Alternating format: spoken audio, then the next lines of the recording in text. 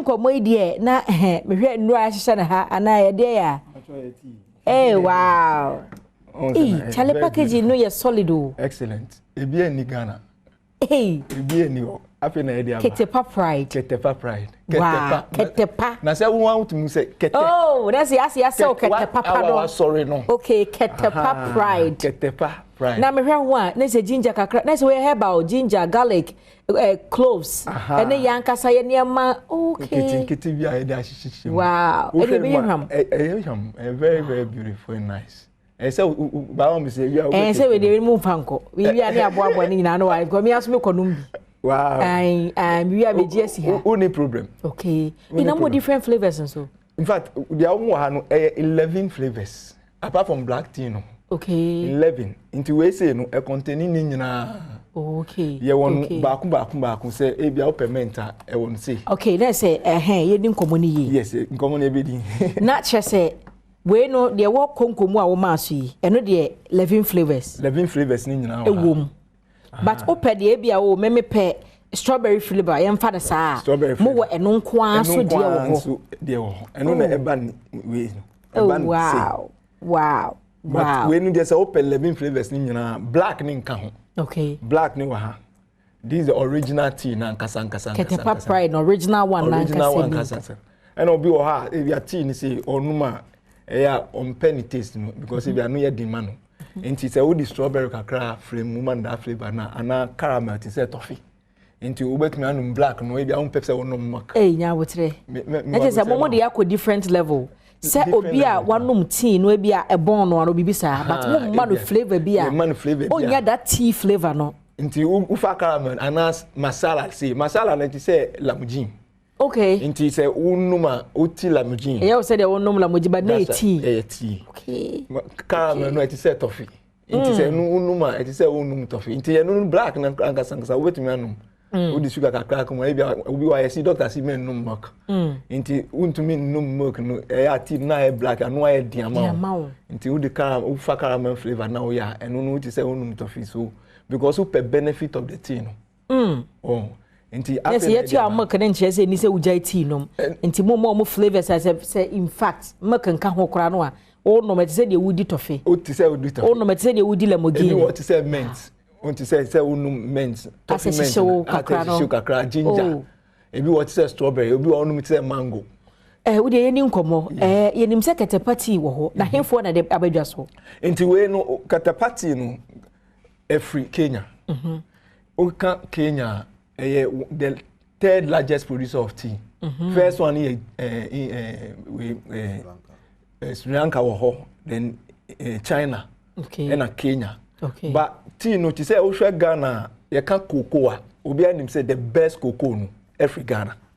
Until Uweka say every coast here cocoa, but you share the best in the world. Obi ajitum say Ghana cocoa. The same way no uka tea. You can't tea even though India produce China produce and Sri Lanka, Kenya near the third. But tea no is the best tea in the whole world. Okay. And you can the best exporter of the tea now, tea no. Because for China say omudoso.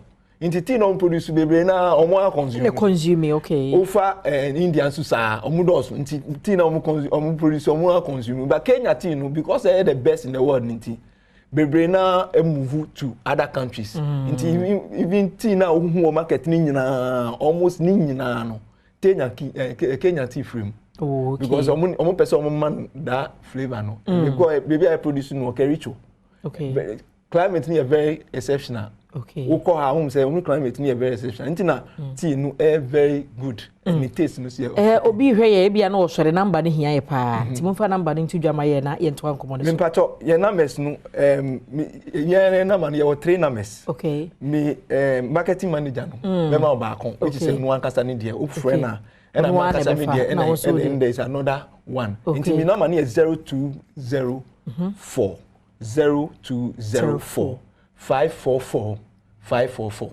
It's a simple cry. It's very simple. 0204 544 544. Oh wow. And the other one here 0249 44 68 54.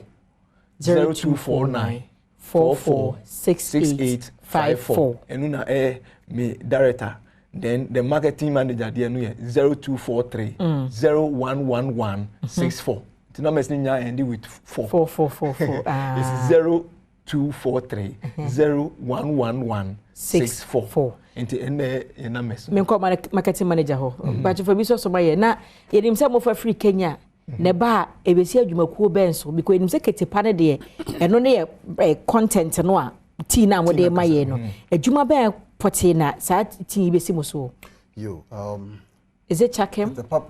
Chakem. Okay. Enterprise. Okay. Okay. Any sole agent Ghana. Yadi Ketapa pricing about Ghana.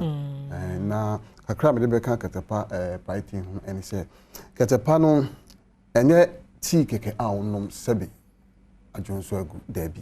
Na mumu no na ye food supplement enwenu eko nipadua no masiesie nipadua no ebe nipadua no enya hoden sipi esita na ma nipadua no so no enyi transasi so che nam se we no detoxify eyi efi ni ade free system ni mu na ema enkwamo ne wo nipadua no mu no so enya hoden enti Ketapa tea no eye tea bia onomo a me de bia me ka se opese otran wiase mu na unyi nchade a ene e wo se unya Kenya Ketapa pricing nam se eye enuane no bia ana se eye duane a udi a ebo ama nipadua no nya hoden ebo ho ban free cancer tumor diabetes you cholesterol bad cholesterol free system ni mu na me nipadua no so den ejina ne nanso we ya branch here unum bi anopa for good starter the whole day ubeye active for the whole day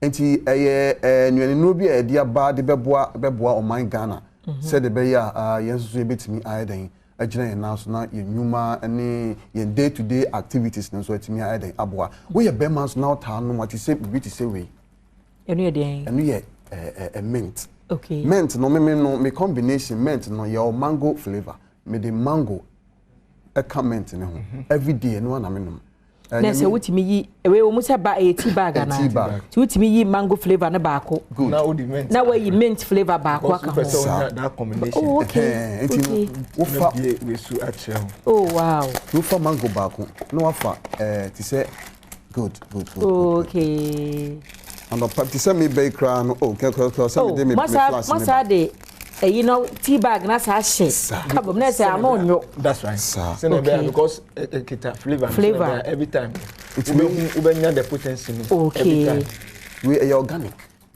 we are brand here na person gina on na so we say o ta bobia he say me say no the benefit of the normal tea am o gina on na so say bema I'm out me boduma sometimes no Ghana ha no because a high shika enti yenta inum tea because I feel say oh tea there anopa tutu na but every time one of the wins say every time utumi num tea in fact say udidi anka the best thing to take after eating enya ice water ubi wa no try ice water say there also bogus no I no was one say ultra tea because of sometimes oil no the air share then it can melt into it helps in bad cholesterol because normally in fact benefit of tea I will go to me go now and check it the benefit of tea so tea is really good for our body hey, manager a good digestion also good digestion ma wo yemu da ho se bia wakwadwuma ba ade asam ana didi enso nye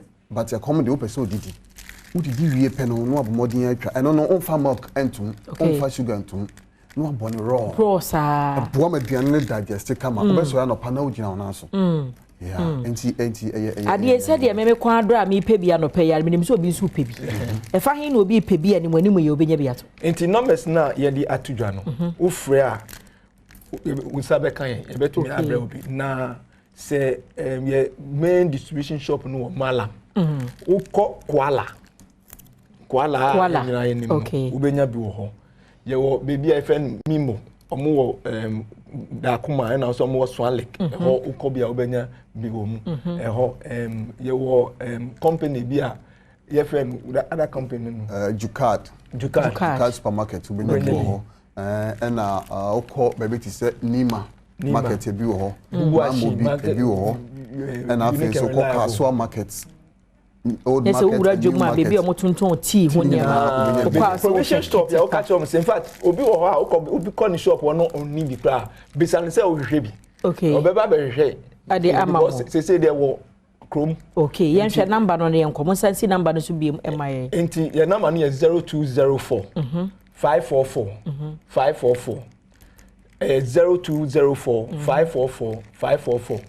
Second number is 0249 446854 0249 446854 and the last number is 0243 011164 011164. Ebusia na say Chakem Trading Enterprise for na ye no matwetwe nkomo no tea papa ya flavors no doso na ehwam na ede no omo na akofa abe edwaso nti Ketapa tea ya abedwaso nti ukodwom anu apebi ato na eja wanya bi abobo na me koi de na say kai say GTP na eframent wana de opama me so du kumase asante bantem macro abusia kruwa junction Adom's fashionry ewo ho obefre na 055 00744450 055 00744450 baby awo bia no so obefre no obepam no de amane na wonsa aka na so na meja na masori na me consider na kai say na ya wada enti people's forum no ebebanti akwasinsi ebetena se ne ahwese de ho nso omanfo adwenkyere beko wuhia me a eya frɛ me anochewa ba ajwa sewa memwachi